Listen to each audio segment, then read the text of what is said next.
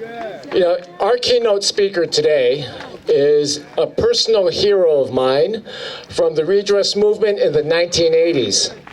Don Tamaki was the co-counsel for Fred Korematsu in his coram nobis case that vacated his World War II conviction for violating the exclusion order. Throughout his legal career, Tamaki has been a champion of civil and human rights. Starting in 2021, Don served on the California Task Force to study and develop reparation proposals for African Americans. Currently, he is in the leadership of the Alliance for Reparations, Reconciliation, and Truth. Please give a warm welcome to our keynote speaker and really community hero, Don Tamaki. Thank you, Don.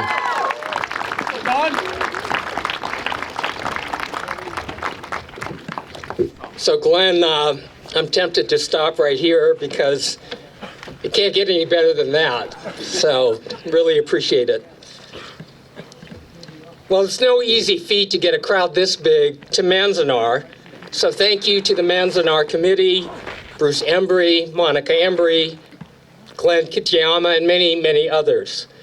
A special shout out to LMU psychology professor Cheryl Grills, an expert in generational trauma, a global thought leader on reparations, and a central voice on the California Reparations Task Force, composed of 8 prominent Black leaders and me, AKA the sore thumb that sticks out.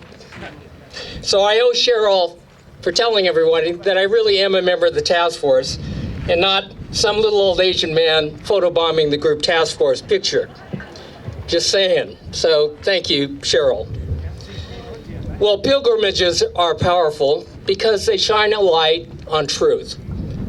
Dr. Grills understands the truth-telling power of pilgrimages, having led groups to the ports of Ghana to see for themselves the door of no return, the dank, suffocating dungeons where millions of kidnapped Africans were held, the last glimpse of the motherland before they were packed away in the holds of ships bound for Brazil, the Caribbean, and America to provide the free labor fueling Europe's colonial empires.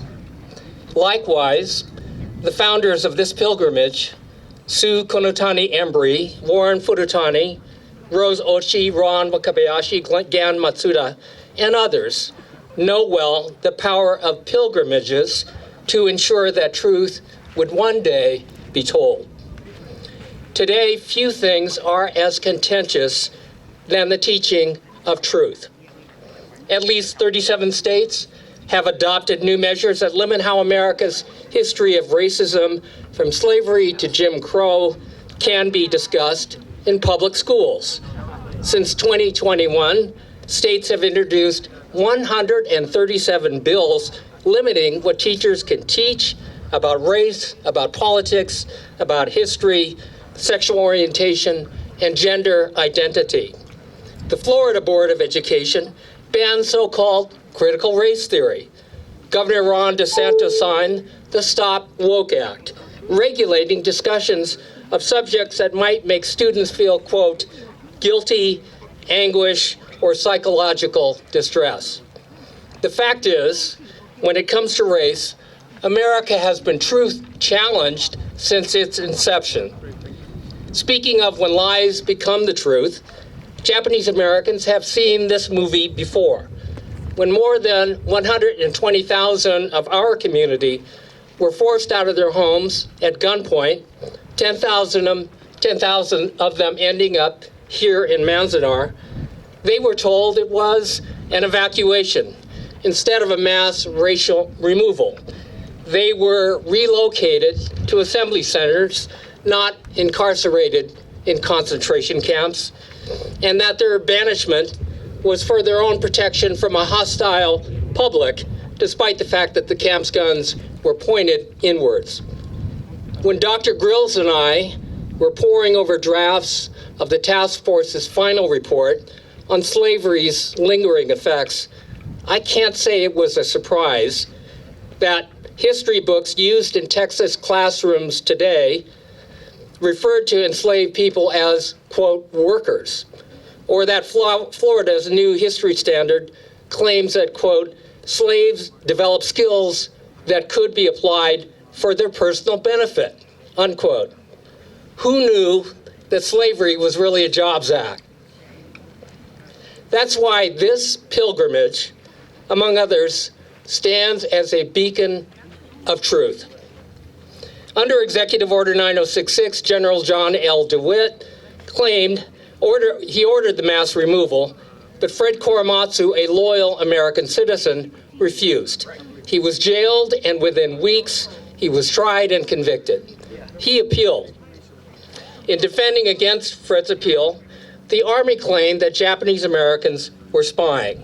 But because not a single Japanese American was ever charged, let alone tried and convicted of espionage, the burden fell on DeWitt to issue a final report to justify putting these Americans in concentration camps. There was only one problem. It was entirely made up, and the government knew it at the time. Korematsu had been convicted not of espionage, but for the crime of being Japanese Americans. 2 years later, 1944, his case landed before the Supreme Court. Solicitor General Charles Fahey exhorted the court not to second-guess the judgment of the Army, that incarcerating these Americans was necessary for the nation's safety. But instead of demanding truth, proof of wrongdoing, the court reasoned, if a general tells us that locking up Americans because of their race makes the nation safer, we believe him. That landmark decision has been long remembered as a civil liberties disaster because it so utterly disregarded truth. Decades passed. My parents rarely talked about their bitter experience until one day in 1982, I showed them secret wartime intelligence reports that had been discovered by researchers Peter Irons and Aiko Yoshinaga-Herzig. These reports had been misfiled in the Commerce Department and lost for almost 40 years. The documents revealed a scandal of epic proportions. As Justice Department lawyers prepared the government's defense against Korematsu's challenge, they called up these intelligence reports from the Navy, the FBI, the Federal Communications Commission, expecting to find evidence of spying that would corroborate DeWitt's claims. To their surprise, they found the opposite.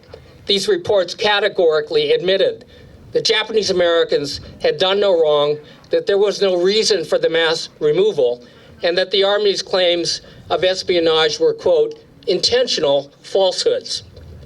Caught in an ethical dilemma, alarmed Justice Department lawyers became whistleblowers, urging the Solicitor General that they had a duty to disclose this evidence and not to lie to the Supreme Court. They were ignored. This evidence was suppressed, it was altered, and one crucial report was even ordered burned. The Solicitor General stood behind the fabricated assertions of DeWitt's report, knowing that every intelligence agency had thoroughly debunked its claims. 37 years later, our legal team argued that a fraud on the U.S. Supreme Court had been perpetrated by the government, and in 1983, in a San Francisco courtroom packed with camp survivors, a federal court found truth, that the government had lied, and threw out Fred Korematsu's criminal conviction. This truth-telling process boosted our 20-year movement for reparations. Over the years, I've wondered how anti-Japanese American hate could be so overpowering as to cause all three branches of government, each designed to be a check and balance upon the excesses of the other, to fail so spectacularly. Before serving on the Reparations Task Force, delving into slavery and its aftermath, I viewed the incarceration of Japanese Americans as a standalone example of anti-Asian hate. I was wrong. Now I view the rounding up of our community as a subchapter in a racial pathology that began long before Asian Americans arrived on this country's shores. While there is no equivalence between 4 years in a concentration camp and 400 years of oppression, the state's history, our state's history, is rife with instances of how what began as anti-Black animus, anti-Black hatred, so easily morphed to target other people of color too. So on May 25th of 2020, the murder of Mr. Floyd was captured in 9 minutes and 29 seconds of excruciating video. 4 months later, AB 3121 was propelled through the legislature, creating the California Reparations Task Force to unpack the truth of harms perpetrated over a very long time, educate the public about it, and develop reparations proposals. So on June 29th of 2023, after 2 years of hard work, 27 days of hearings, maybe about 100 witness testimonies, we presented a groundbreaking, authoritative 1,100-page report to the legislature, drawing a through line from 246 years of enslavement, another 90 years of Jim Crow exclusion and racial terror, and decades more of racial discrimination, resulting in today's outcomes, for which we made over 115 recommendations for repair. Fellow task force member Lisa Holder calls it the Book of Truth. From the nation's birth, the Constitution protected slavery. Half of the nation's pre-Civil War presidents were enslavers while in office, and more than 1,800 congressmen representing 37 states once enslaved Black people. California entered the Union in 1850 as a non-slave state, but since it was not a crime to keep someone enslaved here, enslavers entered the state during the gold rush of 1849, and they brought their human property with them. By 1852, legislators passed two versions of the fugitive slave laws and barred Black, mulatto, or, quote, Indian people from testifying against white people in court. By 1867, Democrats rose to power by promising to oppose any laws that making Black, Indigenous, or Chinese people equal to white people. At that time, there were few Black people in the state, so hate groups mainly targeted Chinese communities, and the law did not protect them, since in 1854, our Supreme Court decided that the ban on Black people testifying against white people in court applied to Chinese people too. So between 1850 and 1935, there were more than 352 documented lynchings in California, including of 8 Black Californians, but mostly persons of Chinese, Indigenous, or Mexican descent. By 1882, Congress passed the Chinese Exclusion Act, the first travel ban. During this ultra-racist period, Japanese immigrants arrived. A slew of anti-Asian legislation followed, including California's infamous 1913 alien land laws prohibiting Japanese immigrants from owning most kinds of real property. By the 1920s, white supremacist groups flourished in the West, with sizable Klan populations and chapters in San Francisco, in Oakland, in Los Angeles, Anaheim, Riverside, Fresno, and San Jose. So when Tanforan Racetrack, just south of San Francisco, was transformed into a temporary prison surrounded by barbed wire and machine gun towers, and 8,000 Bay Area Japanese Americans, including my mother and father, were herded into horse stalls reeking of manure, they didn't miss the irony that the racetrack's toilets and drinking fountains were separated by signs reading white and colored, indicative of how deeply Jim Crow had infected California and how anti-black policies so easily shifted to make the incarceration of Japanese Americans so normal as to be beyond question. But while the racial animus against Asian Americans ebbed and flowed, the targeting of black people remained constant. California became a leader in racial segregation. By the 1940s, 80% of the homes in Los Angeles had deed restrictions barring black families. Black people were excluded from the benefits of the New Deal and from federal home loans, which created America's middle class after the war. Black neighborhoods were zoned as industrial, regardless of their residential character, thereby allowing polluted industries to locate there. Freeways, commercial developments, and other improvements that vastly increased the wealth and the productivity of entire regions were often routed through black neighborhoods, destroying thousands of homes and businesses. As a result, white households today have 9 times more assets than black households. Black Californians have an almost 8-year shorter lifespan. In San Francisco, for example, over the last decade, black infant mortality was 5 times that of white babies, and huge disparities persist in just about every metric that matters. Today, over 600 organizations have endorsed reparations. Over 50 of them are Japanese American groups. The question is why? Why would Japanese Americans support reparations? Let me answer that by juxtaposing 2 seemingly unrelated historical events. In this now sacred place, more than 145 people died. But what made Manzanar notorious were the events of December 1942. Military police tear-gassed, then opened fire on hundreds of angry protesters, and 11 were shot. A bullet struck 17-year-old James Ito of Los Angeles, killing him. 21-year-old Jim Kanagawa of Tacoma was shot in the abdomen and died a few days later. Historians called the violence a riot, resulting from deep divisions within the inmate population and with camp administration. Well, maybe so.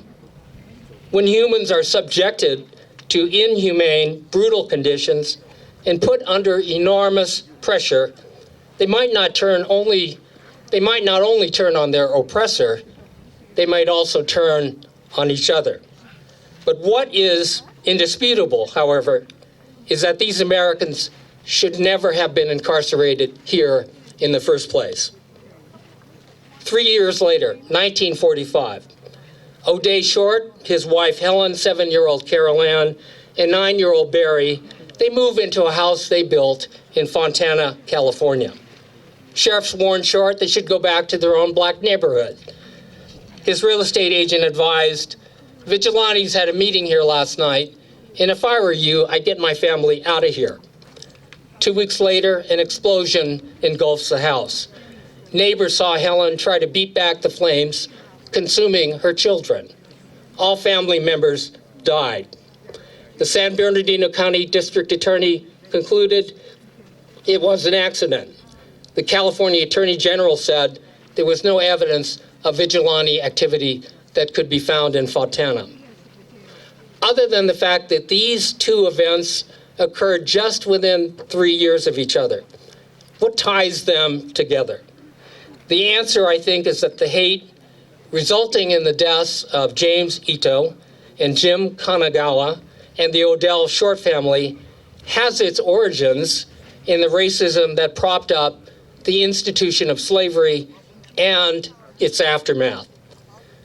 Slavery has existed in the world for thousands of years, but it was only in the past 400 to 500 years that white Europeans developed an extreme form, reducing human beings to property, a status that was permanent, it was inheritable and multi-generational, in the words of Martin Luther King, thingifying them, thereby making normal the most heinous crimes against humanity.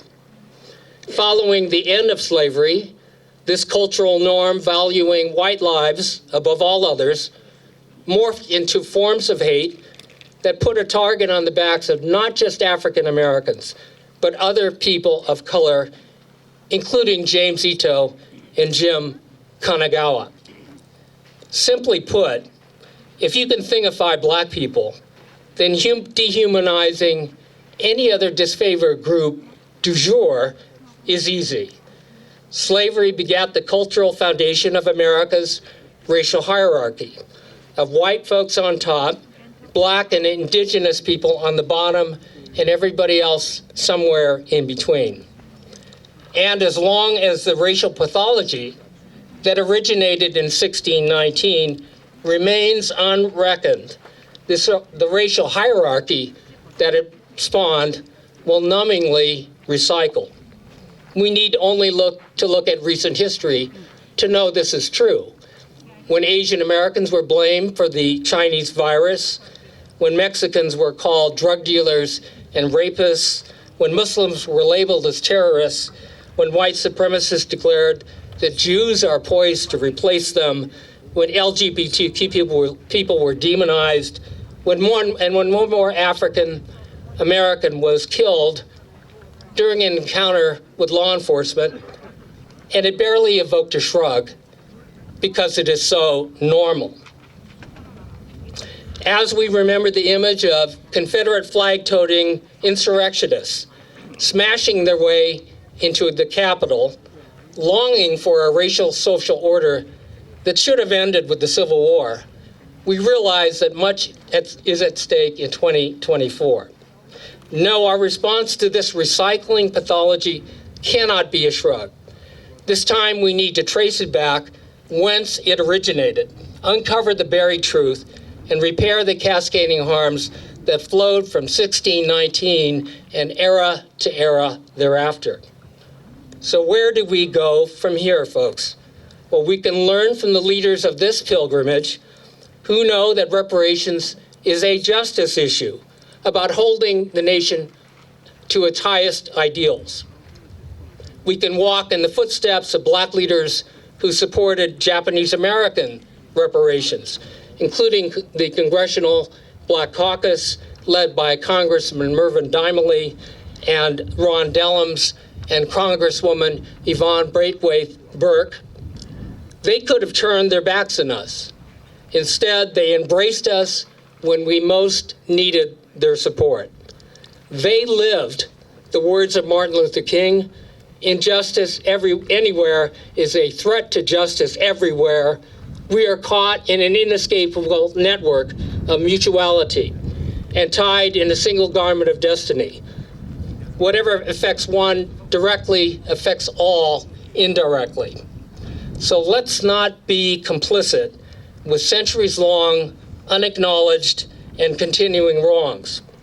As with our own struggle, let's take part in making history instead of being its bystanders. Learning from our own fight for justice, let's remember that each time America has owned up to its wrongs, repaired them, and become more inclusive and more faithful to its ideals, and more just, our nation has become stronger, better, and a more perfect union. I thank you.